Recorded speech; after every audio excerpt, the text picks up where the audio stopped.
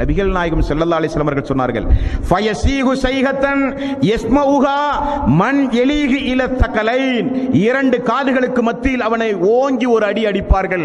அல்லாஹ்வுடைய ரசூல் சொல்லுகிறார்கள், அடித்தால் என்ன நிலைமை ஏற்படும் தெரியுமா? அடிக்கிற மலக்கை அல்லாஹ் எப்படி நியமித்திருக்கிறான் தெரியுமா? சும்ம யுகையலு லஹு ஆமா அப்கமு, அந்த மலக்குக்கு காதும் கேட்காது, வாயும் பேச மாட்டார். அல்லாஹ்வுடைய ஒரு ஏற்பாட்டை பாருங்கள், சுப்ஹானல்லாஹ். அவன் போடுகிற சப்தம், அவனுக்கு கொடுக்கப்படுகிற தண்டனை, கொடுக்கப்படுகிற அந்த மலக்குக்கு காதும் கேட்காது. அவன் புலம்பினால் அவர் வாயும் பேச மாட்டார்.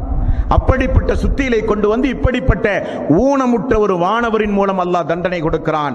லவ் லுரிப பிஹா ஜபலுன் லசார துராப், அந்த சுத்தியிலை கொண்டு போய் ஒரு மலையிலே அடித்தால் மலை மண்ணாக போய்விடுமாம். அப்படியானால் எவ்வளவு வரையான தண்டனை அந்த மறுமையின் அந்த கபரிலே அவனுக்கு கொடுக்கப்படுகிற தண்டனை. நரகத்தினுடைய வாசல் திறக்கப்படும், விஷக்காற்று வீசப்படும், நெருப்பு காற்று வீசப்படும், சுத்தியிலை கொண்டு போய் அடிக்கப்படும், பூமி நெருக்கப்படும். இதற்கு மத்தியில் மிகப்பெரிய அலங்கோல துர்நாற்றமுடைய ஒரு மனிதன் நம்மை தடவிக்கொண்டே நம்மோடு பேசிக் கொண்டிருக்கிறான். நாம் செய்த பாவ செயல் மனித உருவில் மாறி வருகிறது.